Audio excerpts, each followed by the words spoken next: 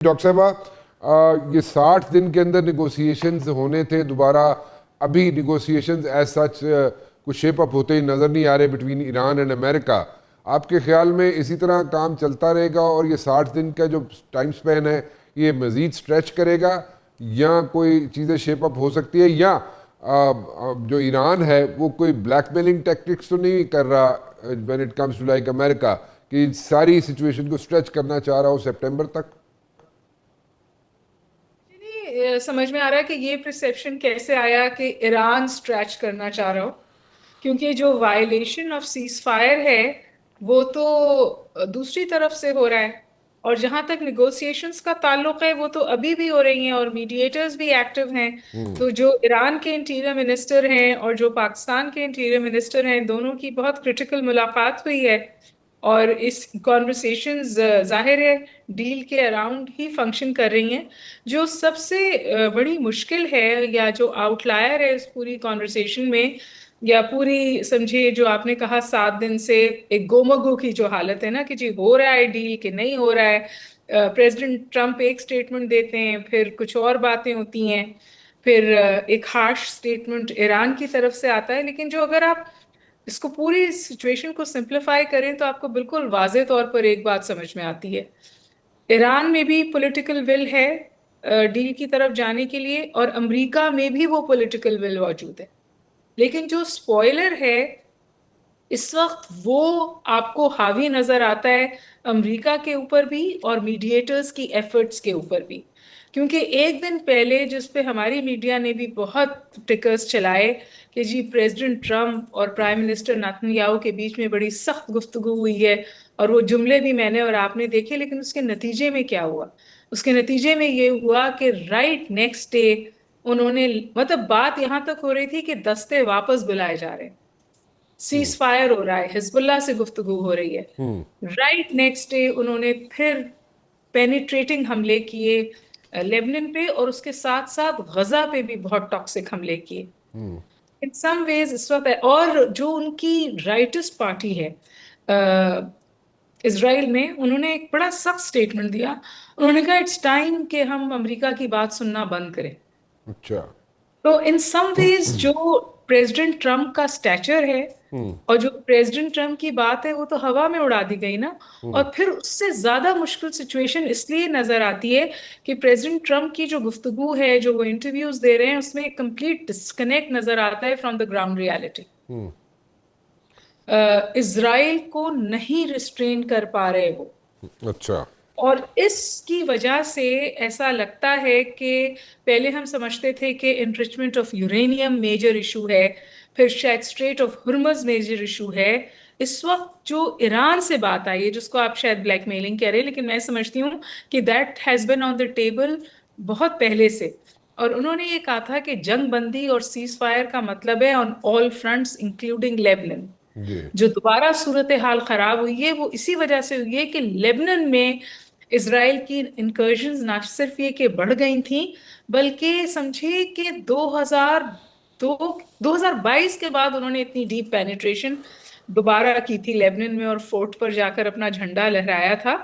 اس کے بعد ایران سے لیبنان پہ وہ خاموش تھے، پھر ان کا سٹیٹمنٹ آیا کہ یہ جو جگہ اسرائیل نے اپنے لیے بنائی ہے of carrying on war blow the deal, یعنی ایران اور امریکہ ڈیل کی بات کر رہا ہے، in the meanwhile wars through other means اسرائیل اپنی اگریشن سدرن لیبنان میں جاری رکھ رہا ہے، اور غزہ کا تو خیر کوئی بات ہی نہیں ہے.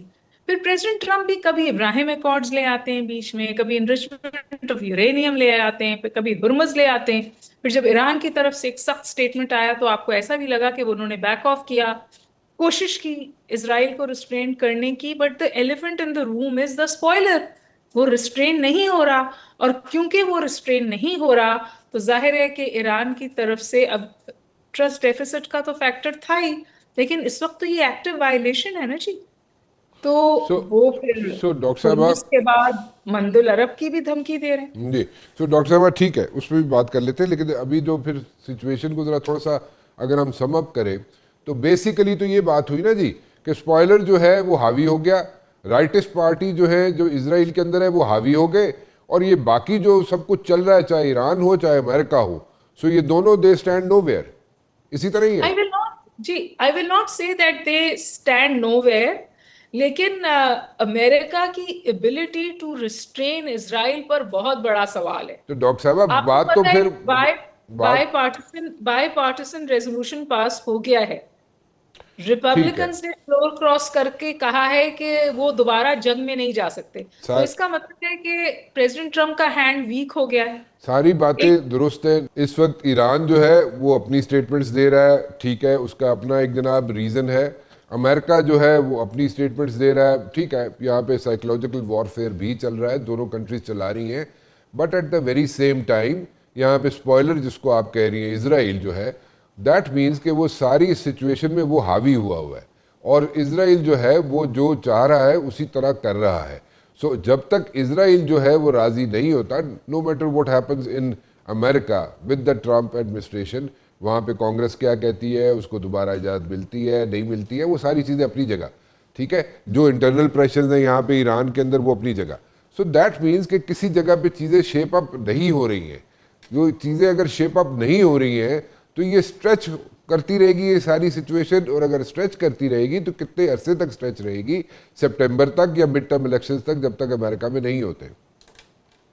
देखिए, इस सिचुएशन का अनएंडिंगली स्ट्रेच करना अमेरिका के लिए ज़्यादा मुश्किल होगा, और ग्लोबल इकोनॉमिक सेंटर्स के लिए ज़्यादा मुश्किल होगा, और वेस्ट एशिया के लिए ज़्यादा मुश्किल होगा। ईरान को ये स्ट्रेचिंग अगर सीज फायर कायम रहता है तो सूट करता है, और जिस तरह यूएस हार्ड पावर टेबल पे रखता है, इसी तरह ईरान भी बार बार ये स्टेटमेंट्स देता है कि जी हमने अपनी मिसाइल मेकिंग इंडिजिनस कैपेसिटी को रिस्टोर कर लिया है, हम वो दोबारा कर रहे हैं। फिर ईरान बड़ी प्रोएक्टिव शटल डिप्लोमेसी में है, चाइना के साथ, रशिया के साथ, और सेंट्रल एशियन स्टेट्स के साथ भी, इन सम वेज पाकिस्तान के साथ भी।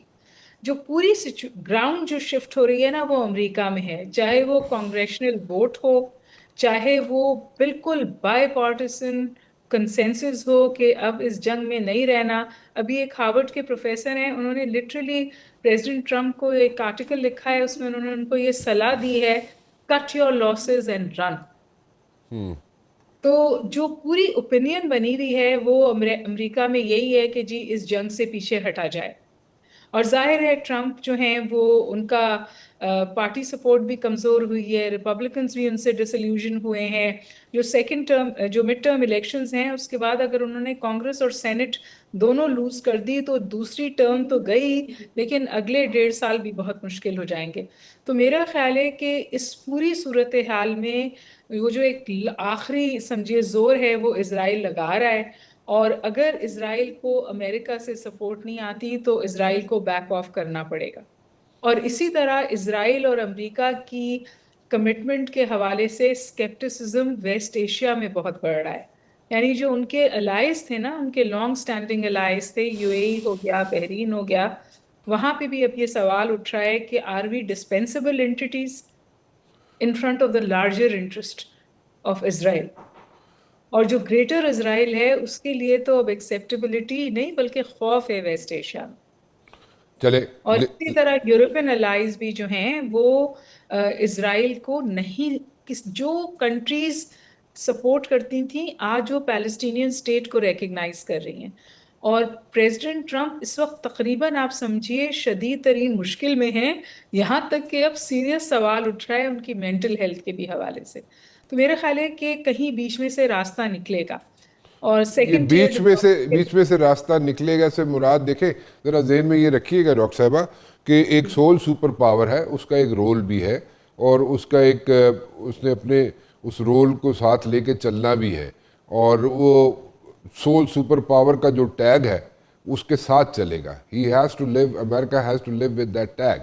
सो वो अगर इस तरह अब्रप्टली अगर यहाँ से पुल आउट करता है तो वो भी एक उसके लिए सिचुएशन बन जाएगी। अब्रप्टली तो पुल आउट नहीं करेगा, वो थोड़ी बहुत अपने लिए जिस तौर फेस सेविंग कर रहा है वो करेगा। तो जो अमेरिकन ऑप्शंस हैं वो श्रिंक हो गई हैं।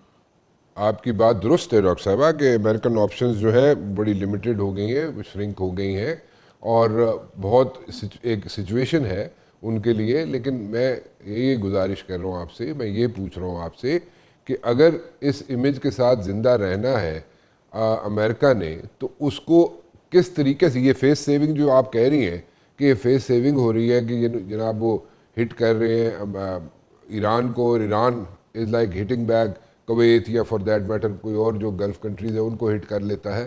سو یہ فیس سیونگ اس پہ جو ہے، اس فیس سیونگ از انف کہ یہ مڈ ٹرم الیکشنز میں ایک سکسیس دے سکے ٹرمپ کو، یا جو پریشر ماؤنٹ ہوا ہے کانگریس کا اس کو سسٹین کرنے کے لیے یا اس کو ڈیفیوز کرنے کے لیے یہ کافی ہے؟ دیکھیے مڈ ٹرم الیکشنز تو میرا خیال ہے کہ ٹرمپ کے ہاتھ سے نکل گئے. اچھا. اب تو صرف یہ کہ جو سیونگ گریس کی بات ہے، جی ہاں. اور جہاں تک ایگزٹ ہے تو امریکہ تو ہمیشہ ہی جنگوں سے اس طور ایگزٹ کرتا ہے. لیکن جو سب سے میرا خیال ہے ہیوملیٹنگ ودرول ہے اس وقت، وہ اس ایران کی سچویشن میں ہے.